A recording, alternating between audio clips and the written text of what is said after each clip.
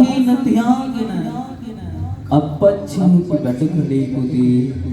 අපච්චිගේ බඩකට පුරෝ ගන්න නෙවී අම්ම ළඟට ගිහින් අම්මේ බඩකඩේ ගේවා අම්මා පිට රස කෑම ටිකක් උයන දුන්නේ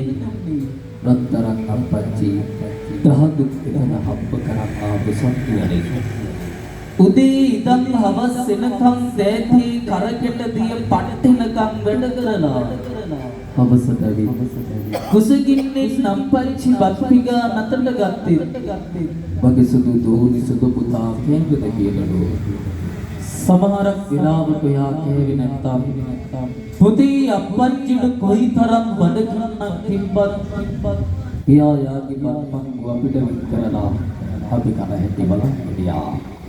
ඉන්නකොට හදගත වෙලා රසාහාර සිල්ලම් බඩු ආපිත්තම් කන කර බෝනිකෝ පුංචි කාලේදී තාත්තෙක් ගෙනල්ලා දීපු හැටි මතකද යා පුංචි කාලේ බත් කන්නේ නැතුව එහෙ මෙහෙ දුවනකොට අප්පච්චි පුංචි යාළුවෙක් වගේ හොයාව කරමත තියාගෙන විදුලපතේ සෙල්ලම් කරපු හැටි දන්නවද දුවේ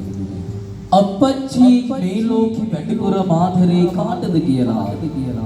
පුතෙකුට වඩා තාත්තෙක් මේ ලෝකෙ වැඩිපුර මාතරේ කවගේ දෝනියටලු දුවික්තුළු අපච්චිගේ සෙනෙහස මේ ලෝකෙ වැඩිපුරම දැනන දෙනා අපච්චි ජීවිතේ විඳින ලොකුම වේදනාව විඳින්නේ කවුරු නිසාද කියලා මේ තමන්ගේ දෝනියටලු ඒ කවදද කියලා දන්නවද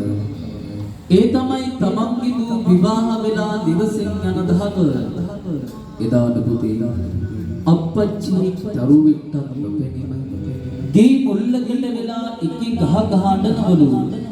තාත්තෙක්ට ලීසියකට ඇදෙන්නේ නේ නමුත් තමන්ගේ දූට තියෙන ආදරය නිසා අපච්චිගේ මුළු ලෝකයේම මුළු ජීවිතේම ඔයා නිසා පුතේ අපච්චි එක්කදා ටික ගහ ගහ අඬනවලු බලන්න කවදාවත් තාත්තා ලස්සන දුම් එන්දිනේ ලස්සන දුම් අපිට අරන් දීලා අපච්චි දිහා බලලා සතුටු වුණා එහෙමයි පුතේ තාත්තෙක්ගේ සෙනෙහස දන්නවද අපච්චි නැති ගෙදර පාළුවට ගිහපු අමසොහනක් වගේලු